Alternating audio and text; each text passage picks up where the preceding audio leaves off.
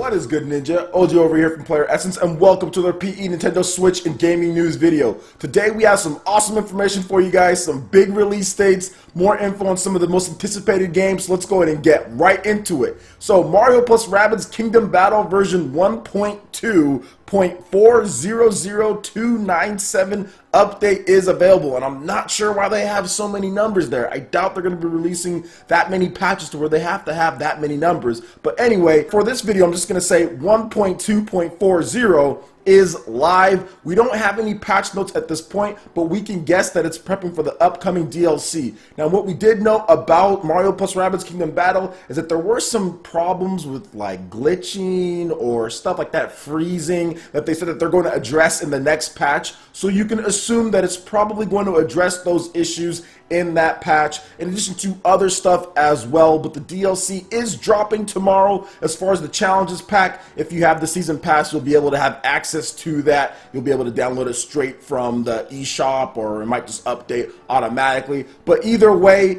it is going to be there for players to download. You can go download the patch right now at this point, and hopefully it does fix some of the issues that some players have been having with Mario plus Rabbids Kingdom Battle. Now, for myself, I haven't had any issues at all. Everything's been pretty much smooth sailing. I've talked about how I needed to get back into this game. There's just been so many different titles that have came out that have kind of taken my time away, from like Stardew Valley. Then you also have SteamWorld Dig 2, Dragon Ball Xenoverse 2 as well, but I definitely need to get back into it. So are you guys looking forward to the new DLC coming out tomorrow for the Nintendo Switch as far as Mario plus Rabbids Kingdom Battle? Let me know in the comment section below. Alright, and moving into the next article here, Xenoblade Chronicles 2, brand new Twitter update from the official Xenoblade Chronicles 2 Twitter page. And yo, this one is pretty cool. It details one of the main characters in the game, Nia, and this animal she can ride. So let's go ahead and get right into this here. So October 16th, today, Monolith Soft shared some details and screenshot for Dromarch, Nia's blade. When you're exploring the world as Nia,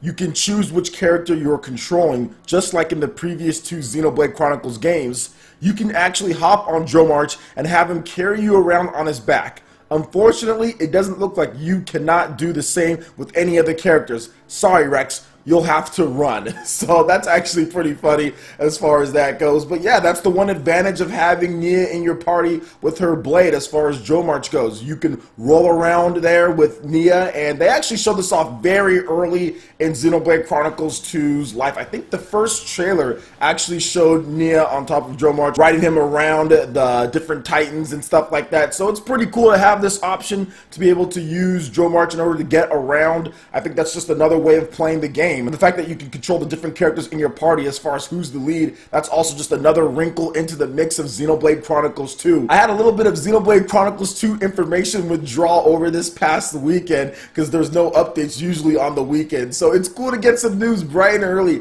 as far as Monday goes, man. And I'm looking forward to this game just because there's just so much stuff that you can do. I really think Takahashi and his crew with Monolith Soft, they've just really said, okay, this is what we're going to do. We're going to put everything we got into this last one, because it does seem like they're making something completely different from what you saw with Xenoblade Chronicles 2, and also even like Xenoblade Chronicles X, their next game that they're already working on. It seems like they're doing something completely different with like a fantasy, medieval, swords and weapons, like that type of thing. Maybe like action Fire Emblem, I'm not sure.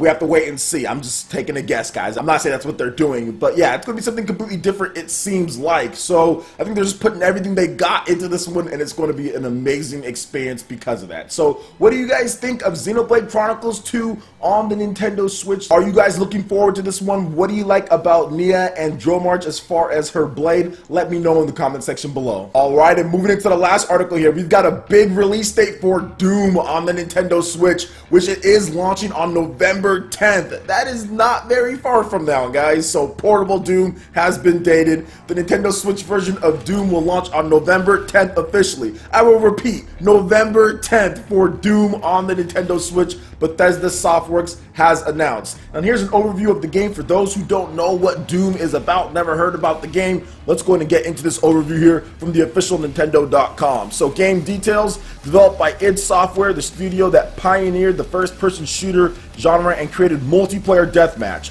Doom returns as a brutally fun and challenging modern-day shooter experience. Relentless demons, impossible destructive guns, and fast, fluid movement provide the foundation for intense first-person combat, whether you're obliterating demon hordes through the depths of hell in single-player campaign or competing against your friends in numerous multiplayer modes. Story: you've come here for a reason. The Union Aerospace Corporation's massive research facility on Mars is overwhelmed by fierce and powerful demons, and only one person stands between their world and ours. As the lone Doom Marine, you've been activated to do one thing: kill them all. Key features: a relentless campaign. There is no taking cover or stopping to regenerate health as you beat back Hell's raging demon hordes. Combine your arsenal of futuristic and iconic guns, upgrades, and movement, and an advanced melee system to knock down, slash, stomp, crush, and blow apart demons in creative and violent ways. Return of id multiplayer. Dominate your opponents in Doom's signature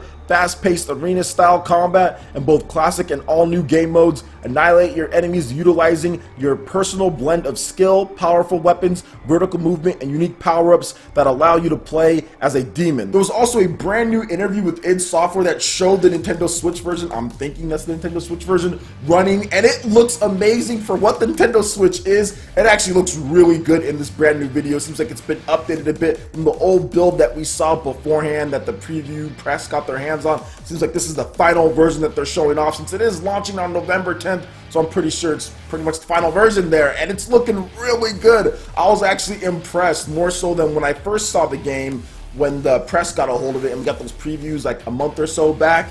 Like, this looks really good. This looks really good, and I'm not a big on Doom or anything like that. I could have bought the PS4, Xbox One, PC version. I'm not big on that, but I'm happy to support really good efforts on the Nintendo Switch, because everyone always says, oh, well, Nintendo fans, they don't buy these type of games when they do come. So I understand the importance of a really good game that at least somewhat gets my interest, because Doom on the PS4 somewhat got my interest, but it wasn't enough for me to go out there and drop the money on it. But I'll do it for this one, especially because this is a good effort on the Nintendo Switch, and I want to see more games come over, so you have to kind of show some support if you're at least even interested in the game. So what do you guys think about all of this, man, as far as Doom goes? November 10th, we have a lot of games dropping right around that time. Skyrim drops on the 17th, Doom drops on November 10th, and then like LA Noire is like right around that time as well. It's like very close. I think November 11th or something like that. They're all right around the same time period. I think I saw Liam Robertson on Twitter. Shout out to Liam Robertson, by the way, guys. And he was like, he doesn't think it's a good idea to drop all of them right next to each other like that. And actually, I'd have to somewhat agree. But then at the same time, I always like to look at things like from the analytical position. Well, let me look at it from the other side. What is Nintendo or Rockstar or id or any of these other people thinking? Well, they're probably thinking, let's get all these games out since there's no big Nintendo games in November. Let's go ahead and get all these games out before then, and people will just pick what they can as far as that goes with Black Friday shopping and all that. We have a better chance of selling our games then than waiting till after Black Friday or waiting till the Christmas period or even in Xenoblade time. Like, probably just get it all out there. Hopefully, a lot of Nintendo Switch owners pick up the system and pick what game that they want, and we can still sell the game down the line. We can still retain our value. I think Nintendo Switch games will definitely retain their value. So even in December, people will pick it up. In January, people will pick it up. In February, people will pick it up just whenever they get the time or they get the money to do so. So I think that's where their thought process is getting it out before Black Friday, and hopefully there's enough consumers to where all of them have great sales, because not everyone's going to want LA Noire. Not everyone's going to want maybe Skyrim. Maybe they already played Skyrim. Maybe they already played LA Noire, or it's not their type of game, and Doom's the only one they want. Well, maybe they already played Doom and they don't feel like they want to buy the game again, and maybe they haven't played Skyrim, or maybe they haven't played LA Noire. So I think that's kind of where they're coming from that position, because otherwise, why would they do that? So that's where I'm thinking what's going on with that. Just get the games out before Black Friday, and on top of that, PS4, Xbox One, PC, they have to deal with this all the time as far as a bunch of games coming out then and there, and some of the games still sell, so it's something that happens on other systems. So I think Nintendo Switch fans, I think you got to get used to that happening. I honestly feel you need to get used to multiple games dropping around the same time, because that's what happens on other systems, and people want the same amount amount of games that other systems get, and that stuff happens all the time. So what do you guys think about this as far as Doom coming November 10th? What games are you going to be picking up, because November is stacked right before Black Friday? Let me know in the comment section below. Alright, Ninja, that wraps it up for this video here. Go ahead and check out the links in the description below. We've got Facebook, we've got Twitter. Go ahead and give us a like and a follow on our social media. Really helps us spread the content of PlayerEssence across the interwebs in addition to YouTube. Also, make sure you check out our Patreon page, pledge any tier, be entered into win some awesome prizes. Plus, we have Discord voice chat and prized eShop tournaments. Also, make sure you check out our brand new YouTube live gaming page, link in the description below, and consider sponsoring PlayerEssence. When you do so, it works very much like Twitch, to where you can earn custom emotes straight for the chat here that we have during our live streams. Plus, it gets you entered into my friends list in order to participate in tournaments. So check out the link in the description below and consider sponsoring PlayerEssence right here on YouTube Gaming Live. Also, make sure you hit that like button if you did like this video. Lets me know you guys want more content like this going forward in the future. And subscribe to PlayerEssence for the latest RPG, Japanese, and Nintendo gaming news. Thank you so much for watching, and we'll catch you, Ninja, for the next video. Peace.